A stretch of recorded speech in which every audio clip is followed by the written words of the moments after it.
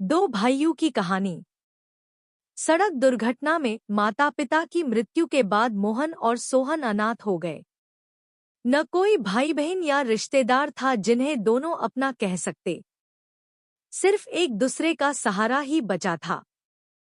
मोहल्ले के लोग तो थे लेकिन वह तो सिर्फ सुख दुख में ही काम आ सकते थे, मगर उनके माता पिता की जगह तो ले नहीं सकते थे। घर गृहस्थी और अपना भविष्य तो उन दोनों को खुद ही संभालना था।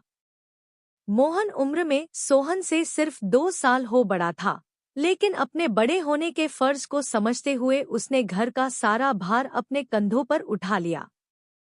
उसने सोहन से अपनी पढ़ाई जारी रखने को कहा और अपनी पढ़ाई छोड़ एक सेठ की दुकान पर काम करने लगा। उस काम के बदले सेठ उसे कुछ रुपए और खाने पीने का सामान दे देता। खाने पीने का सामान उनके पेट भरने के काम आता और जो रुपए मिलते वो सोहन की पढ़ाई में लग जाते। दिन बीतते गए और मोहन को भी अब सेठ से अच्छी पगार मिलने लगी थी। उस पगार के कारण घर में खाने पीने की कमी नहीं थी और न ही कभी मोहन ने कभी सोहन की पढ़ाई के खर्चे में कोई कमी आने दी। सोहन ने स्कूल की पढ़ाई खत्म कर जब कॉलेज जाने की इच्छा जताई तो मोहन ने फौरन हाँ कर दी। हालांकि मोहन की पगार इतनी भी नहीं थी कि वो कॉलेज की फीस आराम से भर सकता, लेकिन उसने ठान लिया कि वो दुकान से छुट्टी होने के बाद कोई दूसरा काम भी पकड़ लेगा जिससे कुछ और आमदनी हो सके। मोहन किसी भी हालात में सोहन की पढ़ाई में कोई बाधा नहीं आने देना चाहता था। सोहन ने कॉलेज में दाखिला क्या लिया, उसकी तो दुनिया ही बदल गई। नए दोस्तों के साथ बहुत कुछ नया सीखने को मिला। नए दोस्त हर वर्ग के परिवारों से आए थे, कोई धनी तो कोई मध्यम वर्गीय तो कोई उसकी अपनी तरह निर्धन।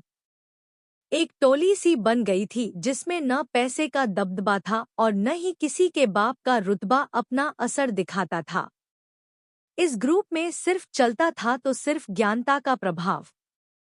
इसी कारण सोहन की बहुत लड़कों से घनिष्ठ मित्रता हो गई थी। उधर मोहन जी तोड़ मेहनत कर रहा था। सेठ की दुकान बंद होने के बाद वहीं बाहर मेज लगाकर चाय बेचने लगा। इस धंधे से भी कुछ कमाई हो जाती जो सोहन की फीस देने में काफी सहायक होती। अक्सर रात के 11 बजे अपनी चाय की दुकान बंद कर वो जब घर लौटता तो सोहन को सोया पाता। कई दिनों से तो दोनों में कोई बातचीत भी न हो पाई थी। सुबह 5 बजे उठ घर का सारा काम करना पड़ता और फिर 8 बजे सेठ की दुकान खोलनी होती थी। मोहन सुबह ही दोनों वक्त का खाना बना लेता। वह नहीं चाहता था कि घर के काम करने की वजह से सोहन की पढ़ाई में कोई बाधा पड़े। वक्त बीतने लगा और अब सोहन का कॉलेज में तीसरा साल चल रहा था। मोहन ज्यादा तो नहीं पढ़ पाया था, लेकिन उसे इतना पता था कि कॉलेज की पढ़ाई 3 साल में पूरी हो जाती है। उसके बाद आगे पढ़ो या फिर ग्रेजुएट होने के बाद नौकरी करो। इतने साल सुबह 5 बजे से रात 11 बजे तक बिना रुके काम करने से वो थक सा गया था। स्वास्थ्य भी कुछ ठीक नहीं रहने लगा था। फिर भी किसी न किसी तरह वह सोहन के कॉलेज खत्म करने तक अपने किसी भी काम को छोड़ नहीं सकता था। उसके मन में था कि सोहन कॉलेज खत्म कर कोई नौकरी कर लेगा तो उसे भी कुछ राहत मिलेगी। और फिर एक दिन कॉलेज के नतीजे भी निकल गए। शाम को वह बहुत खुश था। उसने आज अपनी चाय की दुकान भी नहीं लगाई। सोहन के मनपसंद मिठाई हाथ में ले घर चल पड़ा। सोचा, घर पहुंचते ही सोहन का इस मिठाई से मुंह भर दूंगा और फिर गले लगा बहुत सा आशीर्वाद दूंगा। और यह सोच कि सोहन भी खुश हो मेरे गले लग जाएगा। अपने इन सपनों की दुनिया में खोया हुआ वह घर में दाखिल हुआ। सोहन, सोहन, अरे सोहन कहाँ छुपा बैठा है? लेकिन घर में तो सिर्फ सन्नाटा था। घर खाली था।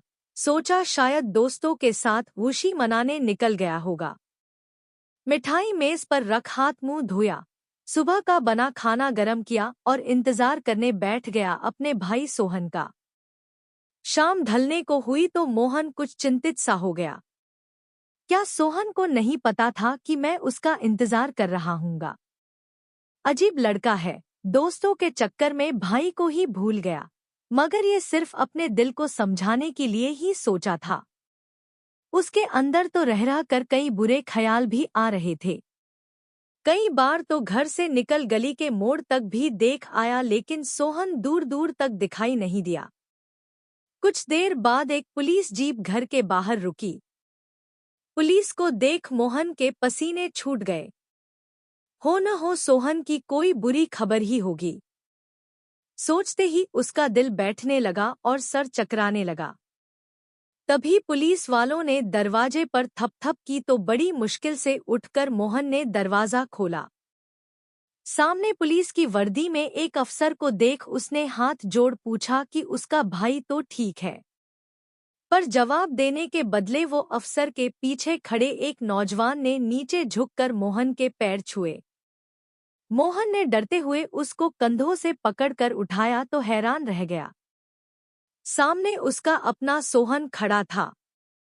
मोहन तो उसे देख कुछ समझ ही न पाया, बस डरते हुए इतना ही निकला उसके मुंह से, साहब, इसने क्या किया है? सोहन के साथ खड़े अफसर ने तब मोहन को बताया कि इसने वो किया है जो हर कोई नहीं कर सकता। सोहन कॉलेज के साथ साथ पुलिस में भर्ती होने की तैयारी भी कर रहा था। आज कॉलेज के साथ उसकी पुलिस भर्ती का नतीजा भी आया है और सोहन दोनों में बहुत ही अच्छे नंबरों से पास हुआ है। इतना सुनना था कि मोहन ने आगे बढ़ सोहन को गले लगा लिया। दोनों के नेत्रों से अश्रु गंगा बहने लगी।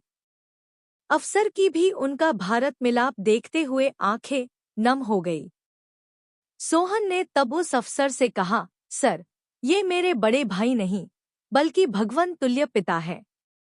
जितनी जीजान से इन्होंने मेरी परवरिश की है, मैं तो क्या दुनिया का कोई भी भाई अपने को सबसे भाग्यशाली समझेगा।